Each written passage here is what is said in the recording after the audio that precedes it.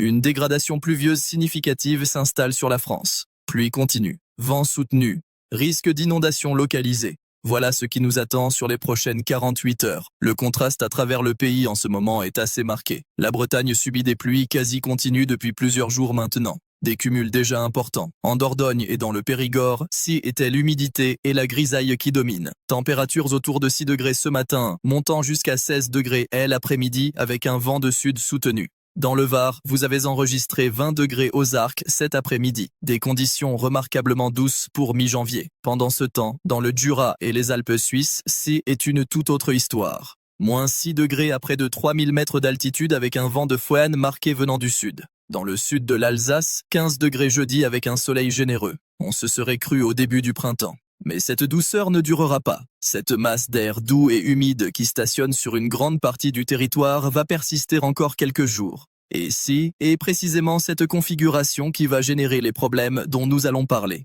Examinons d'abord ce qui se passe d'un point de vue météorologique. Une dépression atlantique profonde se positionne à l'ouest de nos côtes. Cette dépression génère un flux de sud à sud-ouest très actif sur elle, ensemble de la façade occidentale. Ce flux achemine de l'air maritime doux et surtout très humide.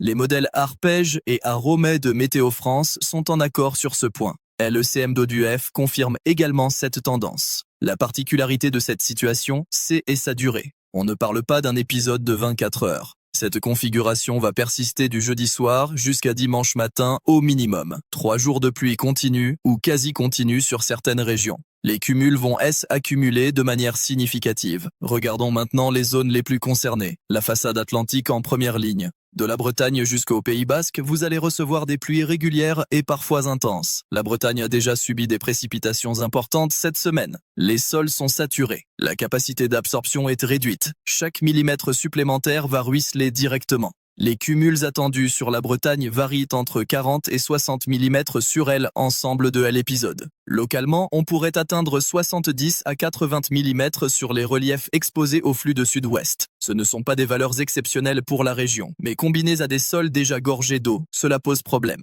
La Loire-Atlantique et la Vendée sont également dans le viseur. Cumul similaire, vent soutenu avec des rafales pouvant atteindre 70 à 80 km/h sur le littoral. En intérieur, rafales autour de 50 à 60 km/h. Rien d'alarmant, mais suffisant pour rendre les conditions désagréables. Descendons vers le sud-ouest. Le golfe de Gascogne va connaître une mer agitée à forte. Avis aux marins et aux activités côtières. Les précipitations vont également concerner l'Aquitaine et la Nouvelle-Aquitaine. Cumul attendu entre 30 et 50 mm. Le Pays Basque pourrait voir des valeurs légèrement supérieures en raison du relief des Pyrénées, qui va forcer l'air humide à s'élever. Maintenant, parlons des Cévennes et de l'arc méditerranéen. C'est là que la situation devient plus préoccupante. Le flux de sud va buter contre les reliefs des Cévennes. Cet effet orographique va amplifier considérablement les précipitations. On parle d'un épisode cévenol modéré à marquer. Les départements de l'Hérault, du Gard, de l'Ardèche et de la Lozère sont particulièrement concernés. Les cumuls pourraient atteindre 100 à 150 mm sur 48 heures. Localement, on ne peut pas exclure des pointes à 180 ou même 200 mm sur les zones les plus exposées. Vous vous souvenez des épisodes de septembre 2002 dans le Gard.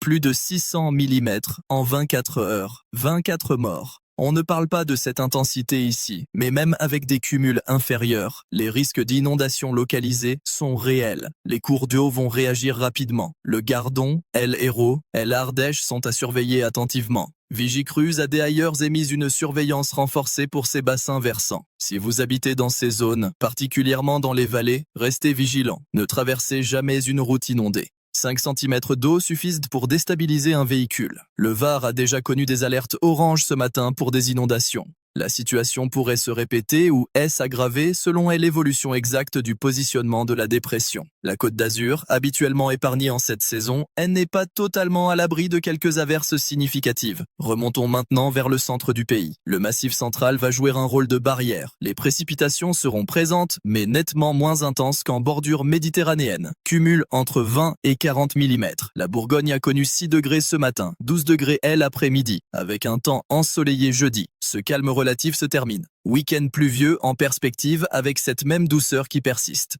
L'Auvergne-Rhône-Alpes va connaître une transition intéressante. Lyon et la vallée du Rhône sont actuellement dans des conditions calmes, 8 degrés et gris, plutôt morne. Cette période se termine avec l'arrivée des pluies vendredi. Le couloir rhodanien va canaliser le flux de sud. Les précipitations seront continues mais modérées. Cumul entre 30 et 50 mm.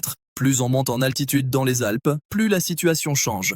Au-dessus de 1000 à 1200 mètres, les précipitations vont tomber sous forme de neige. Les stations de ski vont bénéficier de cet apport. 10 à 20 cm attendus au-dessus de 1500 mètres. 30 à 40 cm possibles au-dessus de 2000 mètres. Bonne nouvelle pour les domaines skiables qui en avaient besoin. Attention toutefois aux conditions de circulation en montagne. La limite pluie-neige va fluctuer selon les vallées et l'exposition. Si vous devez emprunter des cols ou des routes de montagne ce week-end, vérifiez les conditions avant de partir. Équipements hivernaux obligatoires. Parlons maintenant de l'Île-de-France et du bassin parisien. Beaucoup d'entre vous attendaient un véritable épisode hivernal. Vous n'avez pas eu de neige significative depuis plusieurs années dans certains secteurs. Cette configuration n'apportera pas de neige. Désolé de décevoir. Les températures resteront trop douces. Ce que vous allez avoir, c'est de la pluie. Des pluies faibles à modérées à partir de vendredi soir et tout au long du week-end. Cumul modeste, entre 15 et 25 mm. Rien de dramatique, juste un temps maussade, gris et humide. Température oscillant entre 8 et 12 degrés. Conditions typiques d'un hiver doux parisien.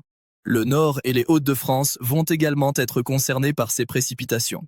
9 degrés ce jeudi matin dans le secteur. Les modèles suggèrent une évolution vers des conditions plus froides la semaine prochaine. Une vague de froid pourrait concerner l'Europe centrale. Un conflit de masse d'air est possible. Mais pour le moment, concentrons-nous sur l'épisode pluvieux immédiat. La Normandie va recevoir sa part de précipitations. Pluie régulière du vendredi au dimanche. Cumul entre 30 et 40 mm. Vent modéré avec des rafales à 50-60 km/h. Rien d'exceptionnel pour la région qui connaît bien ce type de temps. Le Grand Est, incluant l'Alsace et la Lorraine, sera en marge de cet épisode. Les précipitations seront plus faibles, 15 à 20 mm au maximum. L'effet de Fouenne pourrait même créer des conditions plus sèches sur certains secteurs. Mulhouse a connu 14 degrés en plein soleil jeudi avec un grand ciel bleu. Cette douceur va persister encore un peu avant l'arrivée d'air plus frais en début de semaine prochaine. Maintenant, abordons les aspects pratiques. Que devez-vous faire face à cette situation? Première chose, adaptez vos déplacements. Si vous devez voyager ce week-end, prévoyez du temps supplémentaire. Les conditions de circulation vont être dégradées sur de nombreux axes.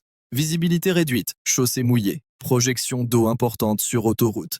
Pour ceux qui habitent dans des zones sensibles aux inondations, particulièrement dans le sud, dans l'Hérault, le Gard et l'Ardèche, prenez vos précautions dès maintenant. Vérifiez que vos gouttières et systèmes d'évacuation fonctionnent correctement. Si vous avez un sous-sol, assurez-vous que rien d'important ne soit stocké au niveau du sol. Quelques centimètres d'eau peuvent causer des dégâts considérables. Évitez absolument de vous engager sur une route inondée. Chaque année, des personnes perdent la vie en tentant de traverser des cours d'eau en crue. La profondeur est impossible à évaluer à l'œil nu. Le courant est toujours plus fort qu'il n'y paraît. En cas de doute, faites demi-tour. Aucun rendez-vous ne vaut ce risque. Pour les personnes âgées, ce temps prolongé de grisaille et de humidité peut être difficile moralement. Si vous avez des parents ou des voisins âgés, prenez le temps de prendre des nouvelles. Un simple appel téléphonique peut faire la différence. L'isolement combiné au mauvais temps peut affecter le moral. Côté santé, ces variations de température que vous subissez depuis des semaines continuent. Dans le sud-ouest, vous passez de 15 degrés un jour à 5 degrés le lendemain, puis ça remonte. Ce yo-yo thermique explique pourquoi beaucoup de personnes sont malades. Problème de sinus, migraine, rhumes qui traînent. Cette instabilité va se poursuivre encore quelques jours avant une possible stabilisation en milieu de semaine prochaine. Parlons maintenant de l'évolution à plus long terme. Au-delà de dimanche, la situation commence à devenir plus incertaine. Les modèles divergent légèrement. l'ARPEJ suggère une atténuation progressive des précipitations à partir de lundi. l'ECMWF est plus prudent et maintient un risque de pluie résiduelle jusqu'à mardi. Ce qui semble plus certain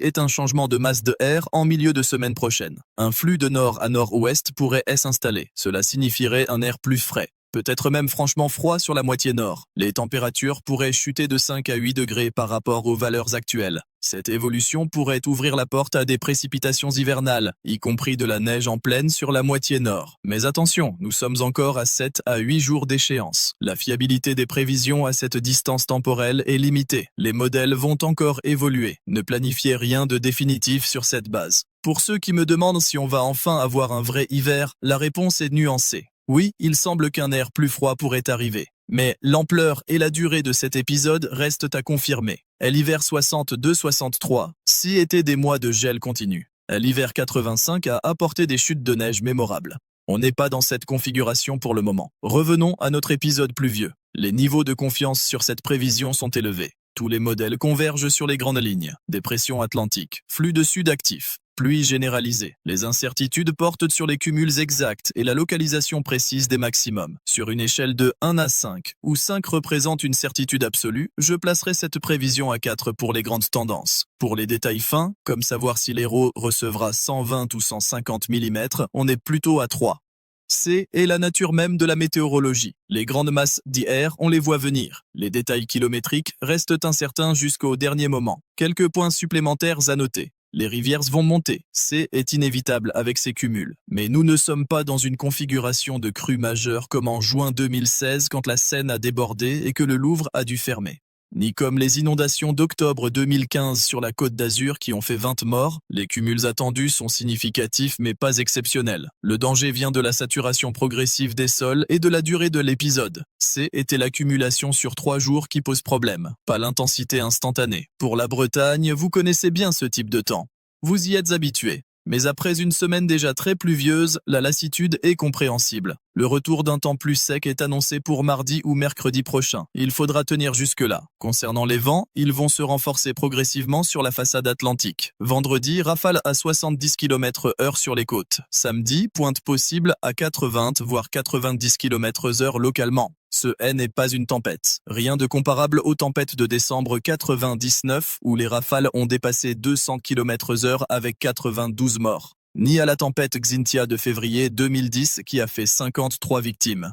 Mais ces vents combinés à des pluies continues peuvent arracher des branches fragilisées. Ils peuvent créer des conditions de mer difficiles. Respectez les consignes de sécurité. Éloignez-vous des côtes exposées. Ne sous-estimez pas la puissance des vagues. Un mot sur Genève et la Suisse romande. Mercredi, vous avez eu un ciel largement dégagé avec 7 heures de soleil et des températures entre 1 et 13 degrés. Jeudi matin, ciel très nuageux avec un peu de pluie en fin de nuit et 6 degrés à 10 heures. Cette dégradation va se poursuivre avec des pluies faibles à modérées tout au long du week-end. Cumul entre 20 et 30 mm, moins important que sur la France. Pour terminer sur une note plus positive, cet apport d'eau est bénéfique pour les nappes phréatiques. Plusieurs régions connaissent des déficits depuis l'été dernier. Ces pluies, même si elles sont désagréables à vivre au quotidien, participent au rechargement des réserves en eau. C'est particulièrement vrai pour les pluies faibles et continues qui permettent une meilleure infiltration que des averses intenses et brèves. Les agriculteurs dans de nombreuses régions verront aussi d'un bon œil ces précipitations. Les cultures des hivers en ont besoin.